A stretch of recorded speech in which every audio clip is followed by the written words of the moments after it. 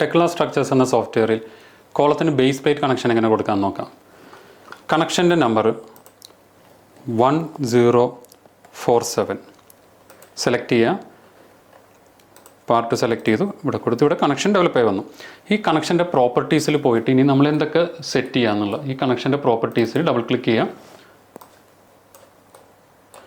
ഇവിടെ നമ്മൾ പാർട്സിൽ പോയിട്ട് പ്ലേറ്റിൻ്റെ തിക്നെസ് ഒരു 16 mm പ്ലേറ്റ് കൊടുത്തു, ബേസ് പ്ലേറ്റ്. ബോൾട്ടിൽ പോയിട്ട് ബോൾട്ടിൻ്റെ സൈസ്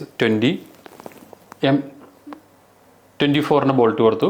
ബോൾട്ടിൻ്റെ സ്റ്റാൻഡേർഡ് ഇതേപോലെ തന്നെ കൊടുത്തു. ഒരു 28 ഡയയുടെ ഹോൾ വേണമെന്നുണ്ടെങ്കിൽ 4 mm ടോളറൻസ് കൊടുത്തു. ഇനി ഇവിടെ ബോൾട്ടിൻ്റെ നമ്പേഴ്സ് 2 നമ്പർ വെർട്ടിക്കൽ ഡയറക്ഷനിലും 2 നമ്പർ ഹൊറിസോണ്ടൽ ഡയറക്ഷനിലും. പിന്നെ 2 ബോൾട്ടുകൾ തമ്മിലുള്ള ഡിസ്റ്റൻസ് 200 കൊടുത്തു. എഡ്ജ് ഡിസ്റ്റൻസ് വരുന്നത് ഒരു 50 കൊടുത്തു. ടോപ്പും ബോട്ടവും 50. ഹൊറിസോണ്ടൽ ഡിസ്റ്റൻസ് 2 ബോൾട്ടുകൾ തമ്മിൽ ഇതേപോലെ തന്നെ 200 വരുന്നു. Edge distance 50, 2 എൻഡ്സിലും 50 modify.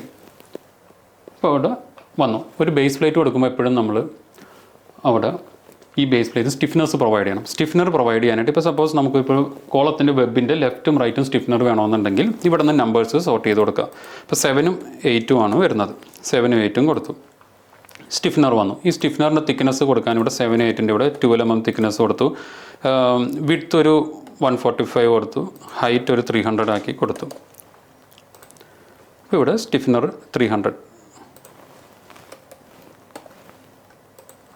ഇവിടെ സ്റ്റിഫ്നർ വന്നു. ഒരു സ്റ്റിഫ്നർ കൊടുക്കുമ്പോൾ ഒരിക്കലും ഇതേപോലെ ഷാർപ്പ് എഡ്ജസ് വരാൻ പാടില്ല. നമ്മളത് ചാംഫർ ചെയ്യണം. ചാംഫർ ചെയ്യാനായിട്ട് ഇവിടെ ഒരു 75 ഡിസ്റ്റൻസ് കൊടുത്തു. ഇപ്പോൾ ടോപ്പിൽ ചാംഫറായി. ഇതേപോലെ ബോട്ടവും നമ്മൾ ചാംഫർ ചെയ്യണം. ബോട്ടം ചാംഫർ ചെയ്യുന്നത് എന്തിനാണെന്ന് വെച്ച് കഴിഞ്ഞാൽ ഇവിടെ വെൽഡ് ക്ലാഷ് ആവാതിരിക്കാനായിട്ട് അതൊരു 15 mm നമ്മൾ കൊടുക്കുക.